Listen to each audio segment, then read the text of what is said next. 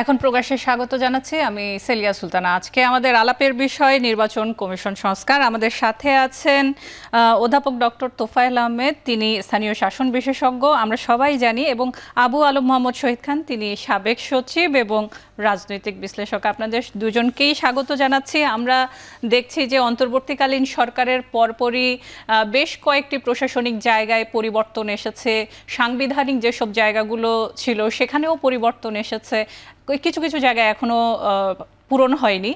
আমরা গতকালকে দেখলাম যে সিইসি সহ নির্বাচন কমিশন থেকে সবাই পদত্যাগ করেছেন। আমরা আজকে সে বিষয় নিয়েই আলোচনা করব, যেহেতু একটি মানে এটিকে বলা যায় বিপ্লব থেকে উঠে আসা একটি সরকার, অন্তর্বর্তীকালীন সরকার, সেটি আসলে কবে নাগাদ কি নির্বাচন দিবেন এই বিষয়গুলো নিয়ে কিন্তু আমরা শুরু থেকেই যে দেখে আসছি যে সব দলগুলো তাদের বক্তব্য রাখছে নির্বাচন কবে হবে। এই ধরনের একটি জায়গায় দেখা যাচ্ছে যে নির্বাচন কমিশনও হচ্ছে এই অন্তর্বর্তীকালীন সরকারের সময় তারা পদত্যাগ করেছেন এবং নিশ্চয়ই নতুন একটি নির্বাচন কমিশন আসবে। আমরা সে নিয়েই কথা বলবো। শুরুতেই যদি আমরা বলতে চাই, যেভাবে আসলে আমরা অন্যান্য সময় খুব স্বাভাবিক একটি পর্যায়ে দেখি, নির্বাচন কমিশন একটির মেয়াদ শেষ হয়, তারপরে আরেকটি আসে, কারো যখন মেয়াদ শেষ হচ্ছে সে জায়গায় পূরণ করার জন্য একটি নিয়মতান্ত্রিক অবস্থা। আমি তোফায়েল আহমেদ স্যারকে দিয়ে শুরু করতে চাই।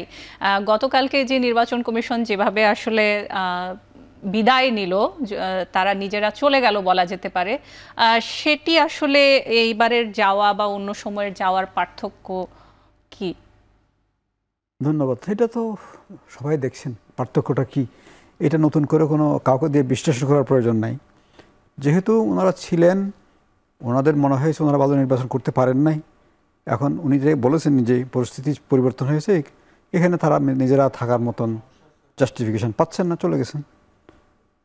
সে জায়গায় যে তারা কিন্তু অনেকগুলো বিষয় বলেছেন, তাদের অধীনে যে 7ই জানুয়ারি যে নির্বাচন হয়েছে সেটি নিয়েও তারা বলেছেন, তবে তারা সেই জায়গাটিতে বলেছেন যে এক ধরনের সীমাবদ্ধতা রয়েছে। তার মানে কি আমরা এই সীমাবদ্ধতা জায়গাটি কি রেখে দিব সামনের দিকে? এই সীমাবদ্ধতাগুলো নিয়ে সীমাবদ্ধতা ছিল তাদের, সেটা বললেন না। জি, কি সীমাবদ্ধতা ছিল যে কারণে পারেন না, এখন পদত্যাগ করে ফেললেন এই সীমাবদ্ধতার কারণে, তখন করলেন না কেন? এগুলো এইসব কথাগুলো মানে শুধু বেফুজুল আলোচনা, বিটিং অ্যারাউন্ড দ্য বুশ। এখন কথা হচ্ছে আমরা আশা করছি যেটা, কারণ আমরা তো সরকারের কেউ না, আমি আমার নিজের কথা বলছি, আমি একই সাথে শহীদ ভাইয়ের কথা বলছি, উনি আগের সরকারের মানুষ, এখন হয়তো উনি তো সরকারে নাই, তো এটা বিটিং অ্যারাউন্ড দ্য বুশ করে কোনো লাভ নেই। এখন কথা হচ্ছে এটা খালি হয়েছে পদ, নির্বাচন কমিশন সেটা পূরণ হয়ে যাবে, এটা প্রক্রিয়ার মাধ্যমে তারা করবেন।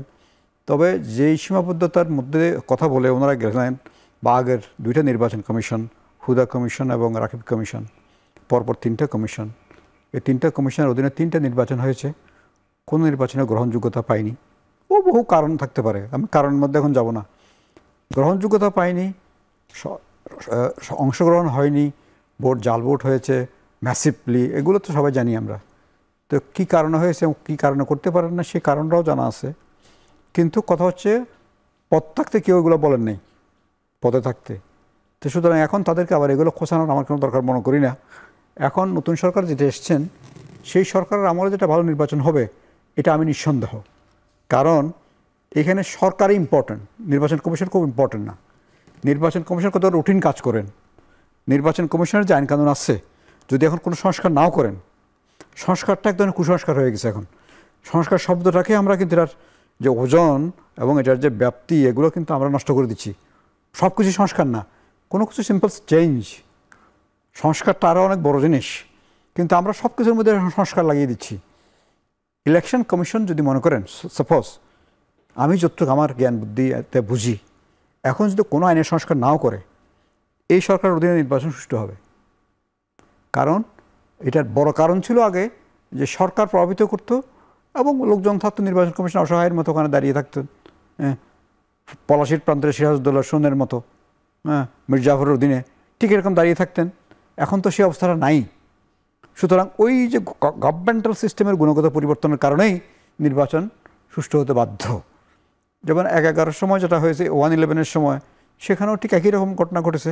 গভর্নমেন্টের কারণে নির্বাচন কমিশনের ক্রেডিটটা পেয়েছে, ওনারা ভালো নির্বাচন করেছেন, হুদা সাহেবের কমিশন।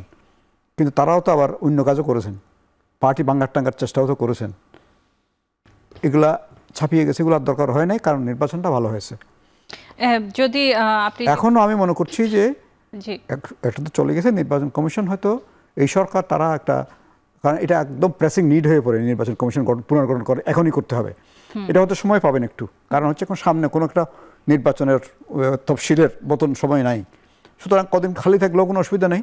রুটিন ওয়ার্ক যেটা নির্বাচন কমিশন, সেটা নির্বাচন কমিশনের সচিব আছেন, ওনারা করবেন রুটিন ওয়ার্ক যেগুলো। যখন প্রয়োজন মনে করবেন সরকার হয়, তার আগেই নিশ্চয়ই এটা পুনর্গঠিত হয়ে যাবে। এবং এটা যে আইন আছে সেই আইনেও হতে পারে, নতুন আইন করেও হতে পারে, কোনো আইন না করেও হতে পারে। অ্যাপয়েন্টমেন্ট হচ্ছে না বিভিন্ন জায়গায়, এটা হয়তো সাংবিধানিক প্রতিষ্ঠান, এখানে কিছু আনুষ্ঠানিকতা অবজার্ভ করার প্রশ্ন আছে, এগুলো করেই হয়তো একটা হয়ে যাবে নির্বাচন। তবে যেটা আমি শেষ কথা বলতে চাই, শহীদ ভাই সময় একটু বেশি জানিলাম, না না এটা হচ্ছে এই যে নির্বাচন কমিশনের উপরে আমরা অনেক বেশি ডিপেন্ড করি, কথায় অন্তত, আলাপ আলোচনায়। আমি নির্বাচন কমিশনকে নির্বাচনের জন্য অত গুরুত্বপূর্ণ মনে করি না।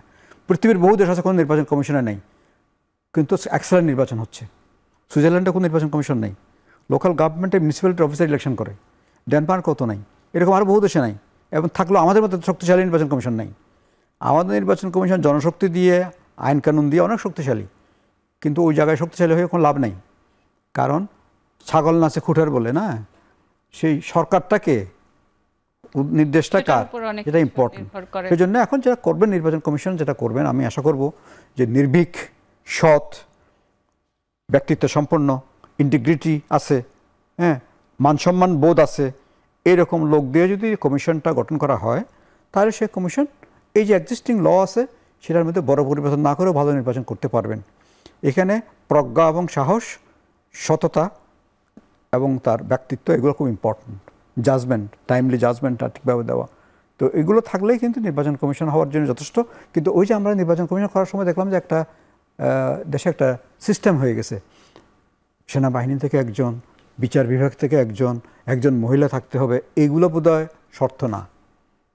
আপনি 5 জনের মহিলা নেন, যদি ওইরকম ইন্টিগ্রিটিওয়ালা পান, একজনও নিবেন না যদি না পান, কেমন? এখানে ওইটা কোনো শর্ত বলে আমি মনে করি না। আর এই যে বিভিন্ন সার্ভিস থেকে রিপ্রেজেন্টেশন নিতে হবে, এটা কোথায় পেয়েছেন, কেন? What is the justification of it? আপনি সারা দেশ, চীনে সারা দেশের মানুষ জানে যে না, এই লোকটা ইন্টিগ্রিটি আছে, উনি করতে পারবেন এবং নির্ভীক, তার এরকম রেকর্ড আছে, এরকম লোক নেন আপনি। যাকে চিনি না, জানি না, যার সঙ্গীত শুনিনি, তার সঙ্গীত খুব মধুর হতে পারে, খুব খারাপ হতে পারে।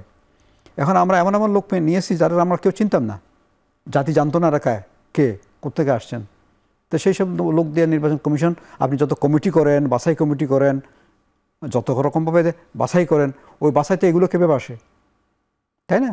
সুতরাং একটু খোলামেলা হওয়া দরকার। এখন সমাজ অনেক খোলামেলা হয়েছে, সেই হিসাবে কিন্তু আমি মনে করি যে এখন এটা অবকাশটা কমে গেছে, ভালো লোক আসবেন। এবং যেহেতু সরকারটাও নিরপেক্ষ সরকার, দলীয় সরকার না, নির্বাচন ভালো হবে। তবে এটা শেষ কথা না, এটা পার্মানেন্ট সিস্টেম রাখতে হবে, যেন নেক্সট এরকম সিস্টেম কাজ করে, এই জিনিসটা ইম্পর্টেন্ট। শহীদ খান স্যারের কাছে বেশ কয়েকগুলো বিষয়ে চলে এসেছে তোফায়েল আহমেদ স্যারের কাছে, যেমন এই সরকারের উপর আমরা নির্ভর করছি, কিন্তু আমরা দেখছি যে আজকে কিন্তু নাহিদ ইসলাম বলেছেন এই সরকার আসলে অভ্যুত্থানের সরকার, নির্বাচন মূল কাজ নয়। এবং ডক্টর মোহাম্মদ ইউনূস তিনিও কিন্তু বলেছেন যে নির্বাচন আয়োজনে তারা আসলে সময় নষ্ট করবেন না। এই বিষয়গুলো চলে এসেছে। আমি তার আগের একটি পয়েন্ট নিয়ে কথা বলবো, এই বিষয়গুলো চলেই আসবে আমাদের। 1996 এবং 2008 সালে আমরা দেখেছি যে তত্ত্বাবধায়ক সরকারের অধীনে যে নির্বাচনগুলো হয়েছে, গতকালকে যখন নির্বাচন কমিশনার, প্রধান নির্বাচন কমিশনার বলেছেন আসলে এর উপরই আস্থা রাখা যেতে পারে পরবর্তী নির্বাচনের জন্য, অর্থাৎ তিনি আগের যে 2 কমিশন বলে গেছেন সেটিরই কিন্তু শেষ পর্যন্ত এসে সেখানেই কিন্তু উনি তার মতামত দিয়ে গেছেন। আমরা কেন আসলে এই তত্ত্বাবধায়ক সরকারের উপরই নির্ভর করছি? আমরা কেন আমাদের রাজনৈতিক দলগুলোর উপর নির্ভর করতে পারছি না? এটি কি পলিটিক্যাল উইলনেস যেটি আছে সেখানের কারণে, নাকি আসলে আমাদের যে চর্চা আছে সেটি আসলে আমাদেরকে বাধ্য করে যে দলীয় নয় বা কারো অধীনে নয়, তত্ত্বাবধায়ক সরকারটাই জরুরি? একটু বলবেন। একটা তো রাজনৈতিক সদিচ্ছার ব্যাপার থাকেই, বাট আমাদের রাজনৈতিক দলগুলোর কালচার যদি আমরা চিন্তা করি 54 বছর ধরে, তো যখনই দলীয় সরকার ছিল তখনই নির্বাচনে কোনো না কোনো খামতি হয়েছে। তো ছোটোখাটো খামতি ছিল, ধরেন 72-এ তো পরবর্তীতে এটা বাড়তেই থাকে এবং বাড়তে বাড়তে যে পর্যায়ে যায় সেটা হলো যে ভোটারবিহীন নির্বাচন বা রাতে নির্বাচন বা অন্য দল অংশগ্রহণ করলো না একটা নির্বাচন। তো সেই কারণেই তখন 1990 সালে স্বৈরাচারের পতনের পরে এবং একটা যে পিসফুল ট্রান্সফার অফ পাওয়ার কিন্তু তখন হয়েছিল, মানে যে কোনোভাবে। তো হওয়ার পরে একটা তত্ত্বাবধায়ক সরকার ছিলেন, তাদের অধীনে যে নির্বাচন হয়েছে এটা নিয়ে খুব বেশি কথা হয়নি। পরবর্তীকালে যারা নির্বাচিত হয়েছিলেন তাদের সাথে এই আন্দোলনে যুক্ত হতে হয়েছিল 96 সালে আরেকটা তত্ত্বাবধায়ক সরকার প্রতিষ্ঠা করার জন্য। কারণ একটাই যে তত্ত্বাবধায়ক সরকার থাকলে ভালো নির্বাচন হয়, এটা রাজনীতিবিদরাও বিশ্বাস করে ফেলেছিলেন। তো সেই কারণে আপনি যেগুলো বললেন 91, 96, 2001, 2008 এসব নির্বাচন মোটামুটি ভালো হয়েছে বা অনেক ভালো হয়েছে, এটা অনেকে মনে করেন। এখনকার তুলনায় অনেক বেশি, অনেক কম। এখনকার তুলনায় মানে 14, 18 আর 24 নির্বাচন নিয়ে তো আলোচনা করার দরকারই নেই, মানে ওই তুলনা তো যাবেই না। তো সুতরাং আপনি নির্বাচন কমিশনার তোফায়েল সাহেব যা বলছেন খুবই ভেরি রাইট, যে নির্বাচন কমিশন একটা বডি আমাদের দেশে অনেক স্ট্রং, বাট এই বডিটাও কাজ করতে হলে সরকারের যারা থাকবেন, নির্বাচনকালীন সরকার, সেটার নাম যেটাই হোক, এখন অন্তর্বর্তীকালীন সরকার, তো এই সরকারের সদিচ্ছা এবং এই সরকার যেরকম চাবেন সেইভাবে নির্বাচনটা হবে। কেন হবে যে আসলে নির্বাচন কমিশনের শক্তি থাকা সত্ত্বেও তাদের আরও 12 লক্ষ মানুষ প্রয়োজন হয়, আইন শৃঙ্খলা বাহিনীর সদস্য ছাড়াও আপনার পোলিং অফিসার, তারপরে আপনার presiding officer, assistant presiding officer, returning officer, হ্যাঁ, এই সব মিলে তাদের অন্যান্য যে বিভিন্ন সেক্টর থেকে 12 লক্ষ মানুষ কাজ করতে হয়। তো এখন আপনি এতগুলো মানুষ সবই তো সরকারের মানুষ, সরকারের আর কিছু আধা সরকারি থাকে, ব্যাংক বিমা থেকেও কিছু লোকজন নেওয়া হয়, প্রাইভেট স্কুল কলেজ থেকেও নেওয়া হয়। তো তারা সবাই সরকারের সাথে যুক্ত এবং সরকার কি মনে করে সেইভাবেই তারা কাজটা করেন, এবং সরকার যা মনে করে সেভাবে তাদের দলও কাজ করে। দলগুলো তখন প্রেশার করে, রাতের বেলা প্রিজাইডিং অফিসারকে বেঁধে আপনি বাক্স ভরে দিলে আপনাকে ঠেকাবে কে? আমাদের কি আছে নির্বাচনের যেখানে হয় কেন্দ্রে, সেখানে presiding officer, assistant presiding officer, আর 4টা যদি বুথ থাকে 4 দুগুনি 8 জন পোলিং অফিসার, এই মিলে 10-11 জন মানুষ, সাথে আপনি আনসার দিয়ে দিলেন 10-11 জন, 20 জন, আর পুলিশ থাকে 3-4 জন।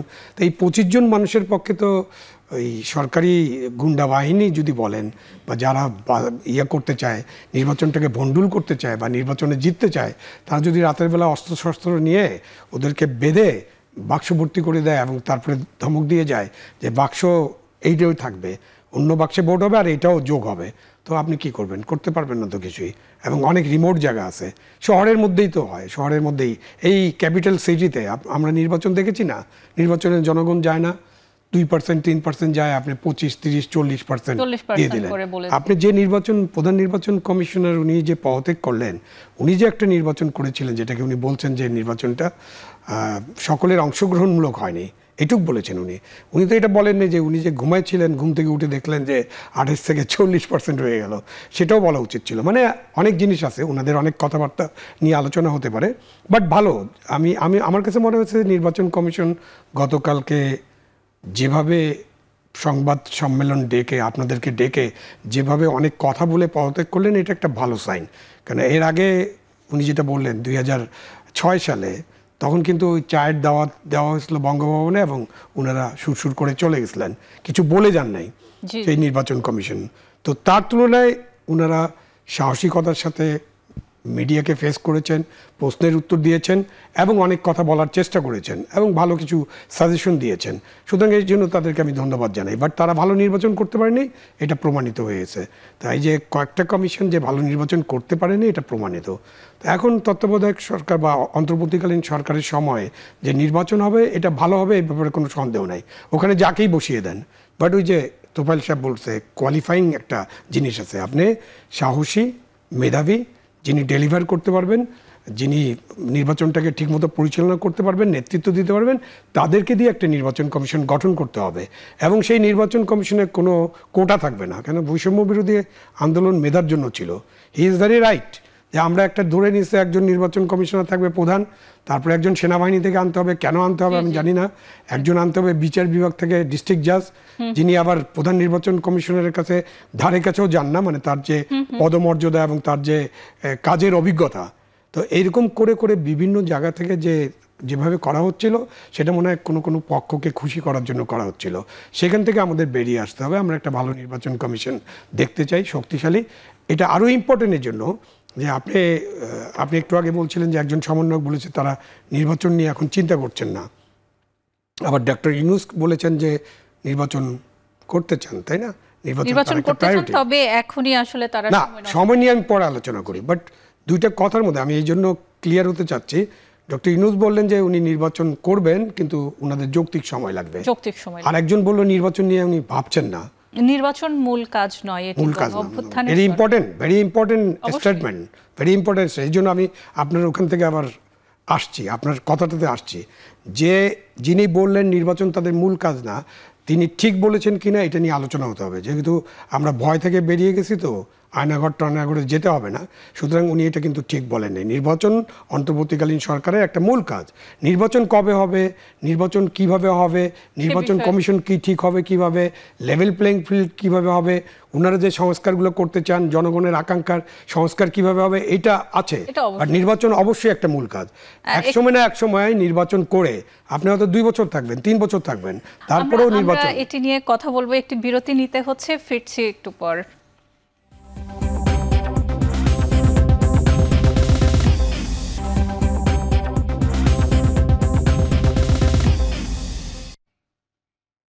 বিরতির পর আবারও ফিরে এলাম। আমরা কথা বলছি নির্বাচন কমিশন সংস্কার নিয়ে।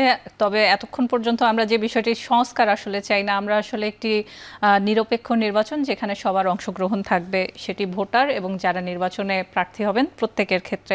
যেখানে কথা শেষ করেছিলাম আমরা যে নির্বাচন আসলে এই সরকারের জন্য গুরুত্বপূর্ণ কিনা, লিস্টে কত নাম্বার তালিকায় তিনি থাকবেন, নির্বাচনটি থাকবে, সেটি নিয়ে যদি তোফায়েল আহমেদ স্যারকেই জিজ্ঞেস করি, আমরা শুরু থেকেই শুনছি যে এই অন্তর্বর্তীকালীন সরকারের মেয়াদ কতদিন হবে। নির্বাচন তো অবশ্যই এটার মধ্যে গুরুত্বপূর্ণ, যদি আমি মেয়াদ ঠিক করতে যাই। না, ধন্যবাদ। এটা অনেকেই এই প্রশ্নটা উঠাচ্ছেন। কথা হচ্ছে যখন নর্মাল তত্ত্বাবধায়ক সরকার গঠিত হতো, 4টা সরকার গেছে, এর মধ্যে শেষেরটা কোনো মেয়াদ রাখেনি, কিন্তু তখন আইনটা বলবৎ ছিল 3 মাসের। আইনটা কিন্তু বাতিল হয়ে যায়নি, হয়ে গেছিল কি শহীদ ভাই? বাতিল হয়নি তাও। কিন্তু আগের যে হাবিবুর রহমান সাহেবের সরকার, জাস্টিস হাবিবুর রহমান সাহেবের সরকার, জাস্টিস লতিফুর রহমান সাহেবের সরকার, তারা টাইমলি তাদের কাজ করে চলে গেছেন। আর একটা স্টেবল সিচুয়েশনে সংবিধানের ব্যাকিং নিয়ে তত্ত্বাবধায়ক সরকার, তার একটা নির্দিষ্ট সময় ছিল। আচ্ছা, এখন আমরা 111-এর 2 বছরের মেয়াদে এই সরকার চলার পরে নির্বাচন হলো। বাংলাদেশ আওয়ামী লীগ ক্ষমতায় আসলেন 2009-8-এ। তারপরে তারা যেভাবে হোক না কেন এটাকে 15 বছর প্রলং করলেন।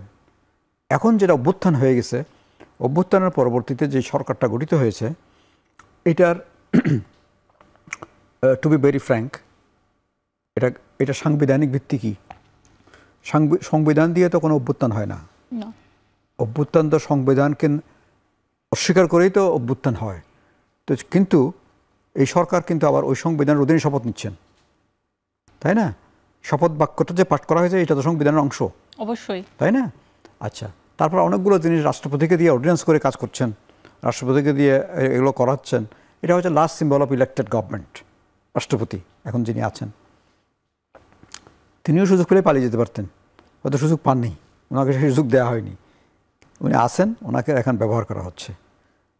তো যেই কারণে এইখানে মেয়াদ কি হবে এই প্রশ্নটা হঠাৎ করে কিন্তু এখন উঠানোটা কিছুটা অসঙ্গত, কিছুটা এটা এই সরকারের প্রতি একটু অবিচার হয়ে যায়।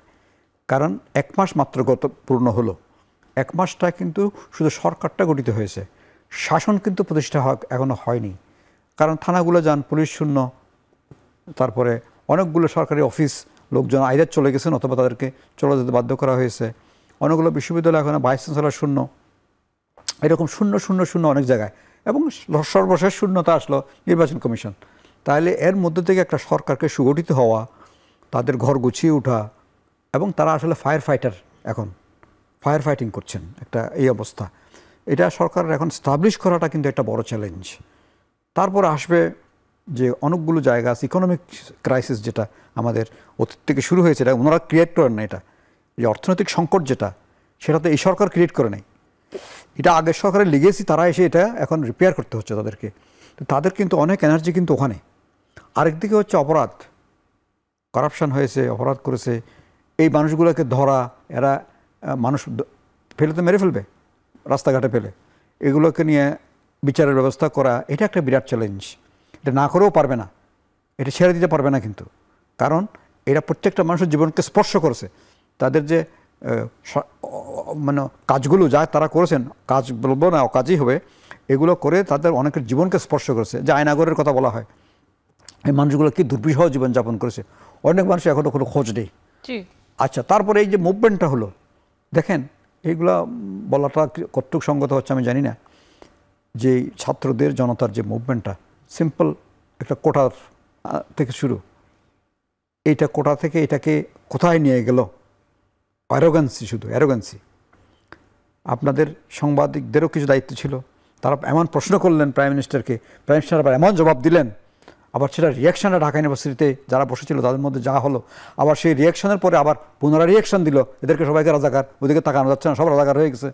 এই যে জিনিসগুলো করে, জিনিসটাকে দিয়ে মডেলিং করে এটা কোন অবস্থায় নিয়ে গেল, এতগুলো ছেলে মেয়ে মারা গেল, এতগুলো ছেলে মারা গেল, ইয়াং যুবক মারা গেল, নিরপরাধ লোক মারা গেল, প্রায় 500-600 লোকের চক্ষু শেষ, অনেকের অ্যাম্পুটেশন, পা নাই, হাত নাই, এরকম এইরকম অবস্থাতে নেওয়ার অর্থ ছিল না। শেষ পর্যন্ত কী হলো, পালিয়ে গেল একটা সরকার, একজন চলে যায়, চসেস্কু চলে গেছে, এরকম অনেকে এককভাবে চলে গেছেন, কিন্তু এখানে পুরো সরকার, ক্যাবিনেট, কি বলে এমপি সাহেবরা সবাই, সংসদ, লোকাল গভর্নমেন্টের লোক, কাউকে পাওয়া যাচ্ছে না। তাহলে এইরকম ব্যবস্থা একটা যে সরকারটা গঠিত হয়েছে, তাদেরকে যদি আপনি বলেন যে কবে যাবেন, তাহলে কিন্তু খুব অবিচার, এটা খুব ভালগার হচ্ছে। এখন বিএনপি বলে যৌক্তিক সময়, তবু হ্যাঁ এটা একটা ডিপ্লোম্যাটিক্যালি বলেছেন, জামাত থেকে বলা হয়েছে তাদেরকে পর্যাপ্ত সময় দেওয়া হবে, অন্য কোনো পলিটিক্যাল পার্টি কিন্তু চাপাচাপি করছে না, তা আমরাও কেন এটা নিয়ে চাপাচাপি করব? সুতরাং এখন 1 মাস দেখেছেন, আরও কয়েক মাস দেখেন, আগে তাদের গড় গুছাতে দেন, গড় গুছানোর পরে প্রশাসনটা গুছান, সংস্কারের প্রশ্ন আছে, সংস্কারটা কোন দিক থেকে করবেন, কীভাবে শুরু করবেন। তো এখানে একটা ইঙ্গিত পাওয়া গেল, গত পরশুদিন বোধহয় প্রধান উপদেষ্টা মহোদয় সচিবদের সাথে একটা সভা করেছেন, ওনার যে 5টা মন্ত্রণালয় সেগুলো আগে করেছেন, তারপর অন্যদের সাথেও করেছেন মিটিং, ওখানে একটা মেসেজ দিয়েছেন, এটা সংস্কারের মেসেজ।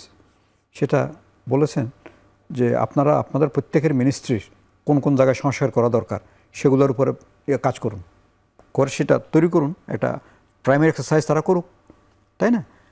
ওইদিকে কিন্তু আবার বিএনপির যে বিদেশে অবস্থানরত যে সভাপতি চেয়ারপারসন, ওনারও একটা মেসেজ আমার কাছে খুব গুরুত্বপূর্ণ মনে হয়েছে। উনি যেমন দ্বিকক্ষ বিশিষ্ট আইনসভার কথা বলেছেন, যেটা ওনাদের 31 দফা তো আছে, এবং এখন অনেকে দাবিও করছেন বাংলাদেশে। আচ্ছা, এটা উনি বলেছেন যে আমরা এটা করব, আর তার চেয়েও একটা আমার কাছে সিগনিফিকেন্ট মনে হয়েছে, উনি বলেছেন জাতীয় সরকার করবে। বিএনপি জাতীয় সরকারের কথা বলেছেন বিএনপির পক্ষ থেকে, এটা খুবই সিগনিফিক্যান্ট। জাতীয় সরকার মানে হচ্ছে তারা যেসব দল এখন আছেন, যারা এই মুভমেন্ট করেছেন বা এই সাফার করেছেন এতদিন পর্যন্ত, যে একটা গণতান্ত্রিক আকাঙ্ক্ষা, তারা সবাই মিলে সরকার করবে। তার মানে তাহলে ওই যে সংস্কার কর্মসূচি তো প্রত্যেক দলেরই আছে, এবং সবগুলো ইতিবাচক জিনিস এখন যেগুলো আছে টেবিলে, তো সবগুলো নিয়েই কিন্তু আমরা একটা সংস্কারমুখী, নেক্সট গভর্নমেন্ট সংস্কারমুখী গভর্নমেন্ট পাবো বলে আমরা ধারণা করছি। তবে এই সরকার হয়তো সব সংস্কার শেষ করে যেতে পারবেন, এটা আমি জানি না, কারণ ওনাদের রোড ম্যাপটা ক্লিয়ার না, রোড ম্যাপটা এখনো তারা দেননি। কিছুটা ক্লিয়ার হতে আরো না, কিছু কিছু ক্লিয়ার হচ্ছে, যেমন সংস্কার করবেন সেটাও বলা হয়েছে। ফরেন পলিসি সম্পর্কান্ত যে কথাগুলো ধরুন প্রধান উপদেষ্টা বলেছেন, এগুলো তো ক্লিয়ার হয়ে গেছে, যে আগের মতো আমরা একটা কথা বলে ফেলবো, friendship to all malice to none, এরকম কথা বলা হয়নি, কিন্তু এখন বলা হচ্ছে যে সুনির্দিষ্ট বাস্তবতার ভিত্তিতে আমার ফরেন রিলেশন ঠিক হবে, কার সাথে কতটুকু সম্পর্ক হবে।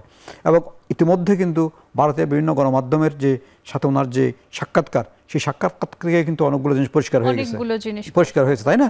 তার মানে কি, এগুলো আস্তে আস্তে ক্লিয়ার হবে, কিন্তু ওনাদেরও তো একটু সময় লাগবে আসলে সমাজটাকে বুঝতে, দেশটাকে বুঝতে। এই যে বিশেষ করে যারা মন্ত্রণালয়ে বসেছেন এখন অ্যাডভাইজার, তারা তো মন্ত্রণালয়ে আগে ছিলেন না, কেউ ওখানে বসেন নাই, ওই চেয়ার ওইভাবে বসেননি, তাদের পক্ষে মন্ত্রণালয় বোঝাটাও কিন্তু সময় সাপেক্ষ ব্যাপার আছে।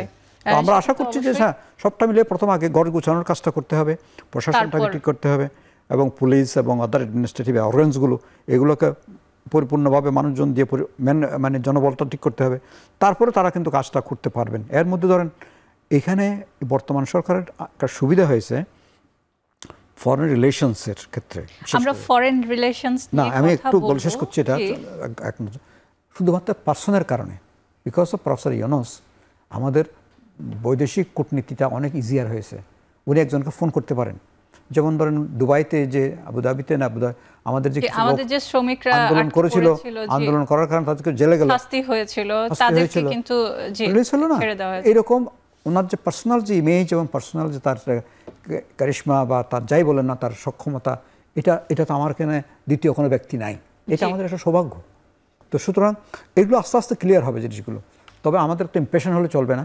আর আমি শহীদ ভাই থেকে আরেকটা সময় নিয়েছি না, একটা ব্রেক নিয়ে আমরা একটুখানি বলছি যে বিষয়ে কথা বলছিলাম আমরা, যে সময় কেমন হবে যখন আসলে এই যে প্রশাসনিক একটি রিফর্মের কথা বললেন, যে কারণ হচ্ছে নির্বাচন করতে গেলে, যেহেতু আজকে আমাদের বিষয় হচ্ছে নির্বাচন করতে গেলে আমাদের অনেকগুলো প্রশাসনিক সাপোর্টের প্রয়োজন হবে।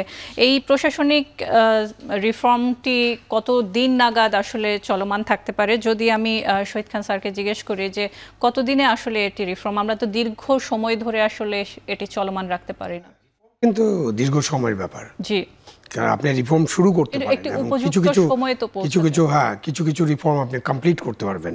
মানে অন্তর্বর্তীকালীন সরকারের মেয়াদ নিয়ে যদি কথা হয়, তো সে আমাদের সম্পাদকরা যখন দেখা করলেন, তারা এই মেয়াদের ব্যাপারটা একটু বলেছিলেন, যে কেউ বলেছেন 2 বছর, কেউ 3 বছর। আমিও যখন টক শোতে এসেছি আমি বলছি 1000 দিন মেয়াদ দেন, মানে তাদেরকে যা যা কাজ, মানে লিস্ট ইজ ভেরি বিগ। হ্যাঁ, তার মানে 3 বছরের কাছাকাছি। 3 বছর কাছে 1000 দিন বললে একটু বছর শুনলে তার মানে লম্বা সময় মনে হয়, তো তাহলে দিন হিসাবে দেন, তার মধ্যে 30-31 দিন চলে গেছে, তো তাহলে দিন হিসাবে আমরা কাজগুলো করতে পারবো। তো রিফর্ম করার জন্য আপনার অনেক কাজ আছে, অনেক জায়গায় করতে হবে, এবং এটার জন্য সময় লাগবে, কোনো সন্দেহ নেই। তো এই সময়টাকে আবার কাজে লাগাতে হবে। যেমন ধরেন যে এখন একটা মানে জনগণের মধ্য থেকে নানান সোশ্যাল মিডিয়া তো খুব স্ট্রং, এবং এই যে আন্দোলন এবং গণ অভ্যুত্থান, এখানে কিন্তু সোশ্যাল মিডিয়ার ভূমিকা খুব গুরুত্বপূর্ণ ছিল। তো সেখানে দেখি মানুষজন এখনই অস্থির হয়ে গেছে, জিনিসের দাম কেন কমে না, সিন্ডিকেট তো নাই, চাঁদাবাজি থাকার কথা না, মধ্যস্বত্বভোগী কেন, তো এই যে দাম কমছে না, ওই আমাদের গরিব মানুষরা যারা প্রায় 12 কোটি মানুষ চ্যালেঞ্জ লাইফ লিড করে, তারা তাদের যে জীবনযাত্রার মান সেটা অনেক নিচে, এক খালি ডিম কিনতে তারা চিন্তা করে। সো এইসব কারণে দ্রব্যমূল্য, ইকোনমিক সিচুয়েশন ঠিক করা, শিল্প কারখানাগুলো চালু করা, অনেকে শিল্প কারখানা ছেড়ে চলে গেছেন, সেগুলো চালু করতে হবে। সব মিলে অর্থনৈতিক ক্ষেত্রে অনেক কাজ আছে। আমাদের যে একেবারে আইন শৃঙ্খলা পরিস্থিতি, এটা 100% কখনই নিয়ন্ত্রণে হবে না, বাট একটা থ্রেশহোল্ড 90-95% ক্ষেত্রে এটা নিয়ন্ত্রণে থাকতে হবে। পুলিশ স্টেশনগুলা ভালোভাবে কাজ শুরু করতে হবে। তো সব মিলে নিশ্চয়ই তাদের সময় প্রয়োজন, এবং সেই সময়টা প্রয়োজন এই জন্য যে এক সময় না এক সময়, যতদিনই সময় নেন, এক সময় না এক সময়ে একটা নির্বাচনের মধ্য দিয়ে জনগণের নির্বাচিত প্রতিনিধির কাছে ক্ষমতা হস্তান্তর করতে হবে শান্তিপূর্ণভাবে, সেটা মাথায় রাখতে হবে। সেই জন্য আমি বলছি যে আমাদের নির্বাচনও মাথায় আছে, কিন্তু তার আগে আমাদের সংস্কার করতে চাই। কেন করতে চাই? কারণ আমাদের যে রাজনৈতিক দলগুলো গত 34 বছরের ক্ষমতায় ছিল, বিএনপি তো ক্ষমতায় ছিল 10 বছর, তাই না?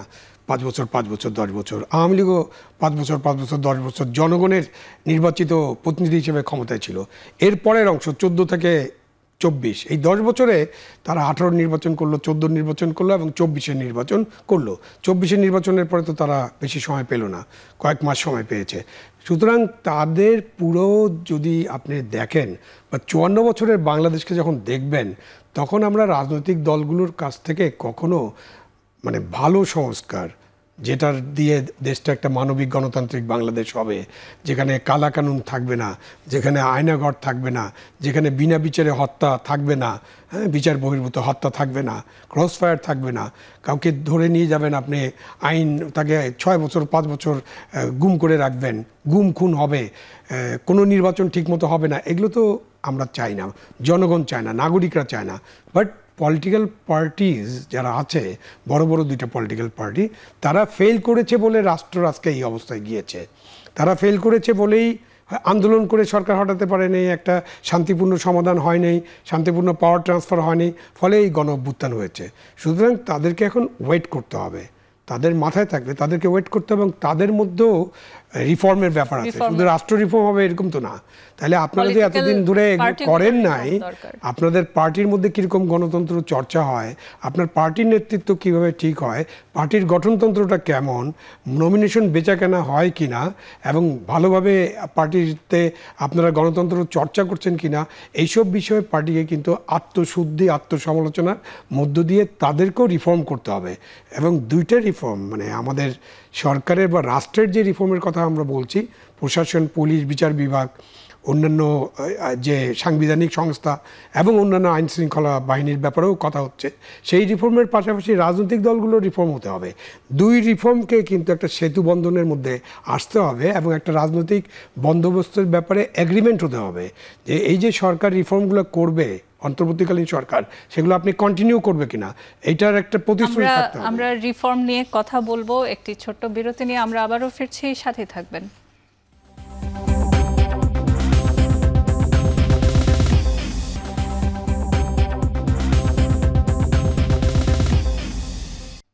বিরতির পর আবার ফিরে এলাম। আমরা কথা বলছিলাম নির্বাচন কমিশন সংস্কার নিয়ে, নির্বাচনের জন্য কতদূর আমরা কিভাবে কি করতে পারি। আমার এই পর্যায়ে হচ্ছে প্রথমে যে একটি প্রশ্ন থাকবে আপনাদের দুজনের কাছে, সেটি হচ্ছে আমরা শেষ করেছিলাম প্রশাসনিক সংস্কার সাথে পলিটিক্যাল রিফর্মের যে বিষয়টি, সেটি নিয়ে আমাদের যে আমরা যখন নির্বাচনগুলো দেখি, আমরা দেখি যে প্রশাসনকে ব্যবহার করে কিন্তু আলটিমেটলি সরকার, অর্থাৎ দলীয় সরকার, সে তার নিজের মতো করে ব্যবহার করার এক ধরনের টেন্ডেন্সি আমরা দেখি। তো এই যে এক ধরনের যেই পরিস্থিতির মধ্যে দিয়ে সামনে যে নির্বাচন যখন আসবে, সেই জায়গাটি যে লক্ষ্যে আন্দোলন হয়েছে সেটিকে কতটুকু পূরণ করবে, এ বিষয়ে কথা বলবো। জি, তোফায়েল আহমেদ স্যার শুরু করবেন।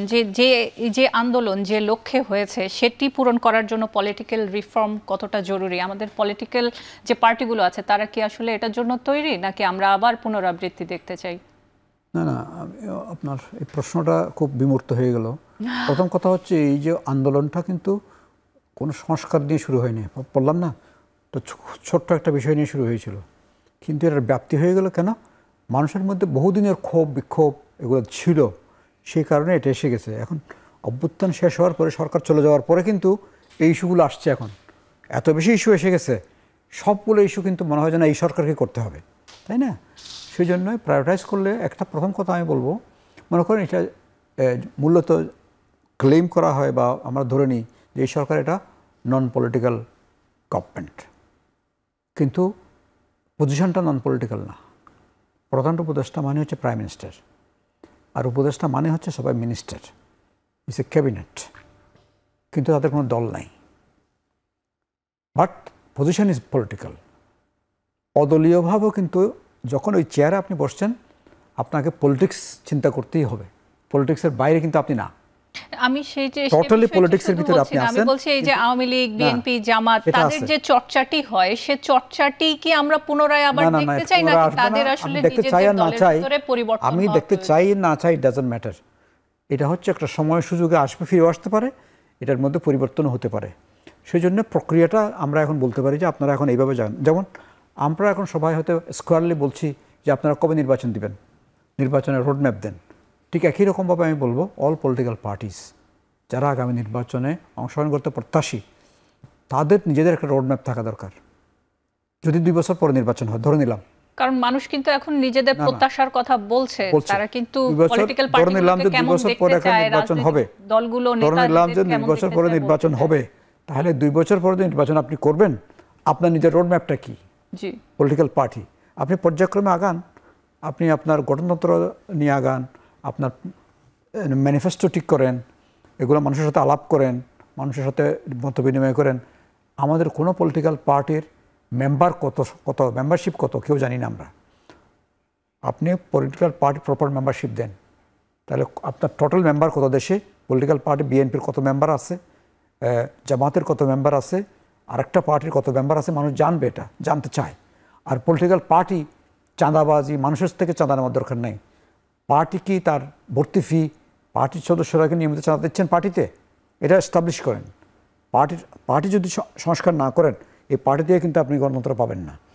পার্টির প্রত্যেকটা সদস্য তো একটা চাঁদা দিয়ে মেম্বার হওয়া লাগবে, চাঁদা দেওয়া মেম্বার, এবং সে ক্লেম করবে তার মেম্বারশিপ, এবং পার্টির মধ্যে নির্বাচন হবে, তখন এই মেম্বারদের মধ্যে ইলেকশন করার একটা প্রশ্ন আসবে। তো তাহলে আপনার মেম্বারশিপের রেজিস্ট্রেশন নাই, আপনার কত মেম্বার আছে, কত ভোটার, সেটা তো আপনি জানেন না।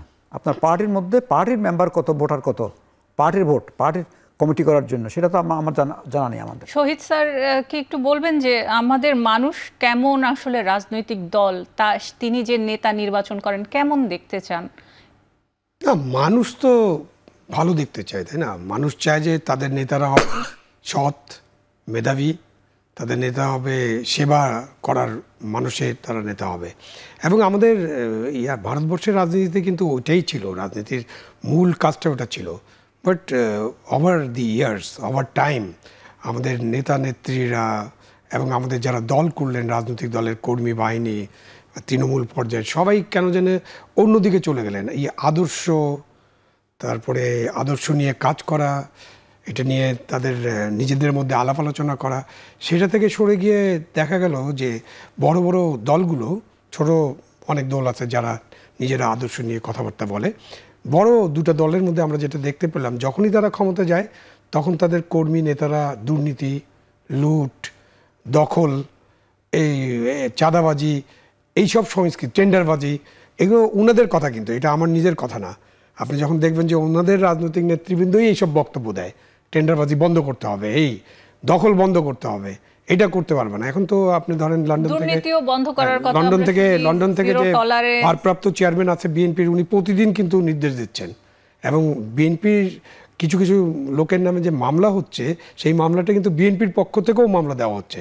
অন্য মামলা পুলিশ নিচ্ছে, বাট বিএনপির পক্ষ থেকে মামলা দেওয়া হচ্ছে। মানেটা কি? এইসব দলগুলোর মধ্যে এত লোকজন ঢুকে পড়েছে যাদের কাছে ওই আপনার দেশ সেবা, গণতন্ত্র, মানবিক বাংলাদেশ, বাংলাদেশের উন্নয়ন, জনগণের সেবা, এগুলো কোনো ইম্পর্টেন্ট না। তারা চান তারা রাজনীতি করবেন, যখন একদল চলে যাবে জার্সি পরিবর্তন আর কি, একদল আগে চাঁদা দিত, এই চাঁদার জায়গাটা আমি দখল করব। ওই লোকেরা বাস স্ট্যান্ড দখল করেছিল, আমি দখল করব। ওই লোক বালুমহাল করছিল, আমি বালুমহাল নেব। ওই লোক বাজার দখল করছিল, আরেকটা পার্টি এখন আমার পার্টি করবে। এইভাবে একটা সংস্কৃতি গড়ে উঠছে, যেটা তোফায়েল সাহেব বলছিলেন। অন্তর্বর্তীকালীন সরকার যখন দায়িত্ব নিয়েছে তখনও কিন্তু আমরা এই জিনিসটি দেখেছি। হ্যাঁ, দায়িত্ব নেওয়ার সাথে সাথে তো ঘটেছে অনেক। আপনি বাসে পুরো বাস সার্ভিস দখল হয়ে গেছে, এটার বিরুদ্ধে নিশ্চয়ই ব্যবস্থা নিচ্ছেন, বিএনপির পক্ষ থেকে ব্যবস্থা নেওয়ার আশ্বাস দিয়েছেন অলরেডি। এই না বাস সার্ভিস কি নাম দিয়ে চালু হয়ে গেছে, মালিকই নাই। তো এই যে দখলের সংস্কৃতি এবং রাজনীতিতে যে এই যে ক্রিমিনালাইজেশন অফ দি পলিটিক্স, দুর্বৃত্তদের হাতে যে রাজনৈতিক দলগুলো মোটামুটি বন্দি, এটা বলতে পারেন যে ওখান থেকে এত কথা বলার পরে ইভেন লাস্ট প্রাইম মিনিস্টারও তো অনেক নির্দেশ দিতেন, কেউ শুনতো? ইলেকশনের সময় উনি, আমরা তো এটিও শুনেছি পুলিশ জনগণের বন্ধু, কিন্তু শেষ পর্যন্ত সব সরকারই কিন্তু এই কথাটি পুলিশকে লাঠিয়াল হিসেবে ব্যবহার করেছে এবং পুলিশ ব্যবহৃত হয়েছে, যার কারণে আজকে পুলিশ কিন্তু মহাবিপদের সম্মুখীন। 126 বছরের ইতিহাসে 1861-এ পুলিশ তৈরি হয়েছে, 1861-র পর দুই একটা ঘটনা ঘটছে, দুই একটা পুলিশ ফাঁড়ি লুট হয়েছে, অস্ত্র লুট হয়েছে, দুই একটা, মানে পার্সেন্টেজ ওয়াইজ এটা 0.01%-ও। আর আপনি এখন বাংলাদেশের অবস্থা দেখেন, প্রত্যেকটা পুলিশ স্টেশনে জনগণের হামলা বা দুর্বৃত্তদের হামলা। জনগণ ছিল, মাঝখানে দুর্বৃত্ত ঢুকেছে। আমি একদম শিওর যে জনগণ বা যারা আন্দোলনকারী তারা পুলিশ স্টেশনে আগুন লাগায়নি, অস্ত্র লুট করে নেই, ওই কাজটা দুর্বৃত্তরা করেছে। এবং পরবর্তীতে আমরা কিন্তু এখন দেখছি যে ওই অস্ত্রগুলোই ব্যবহার করা হচ্ছে বিভিন্ন, এটা চুরি ডাকাতি এবং নানান কাজে ব্যবহৃত হবে। খুব স্বাভাবিক। আমরা একটি ছোট্ট বিরতি নিয়ে আমরা আবারও ফিরে আসছি।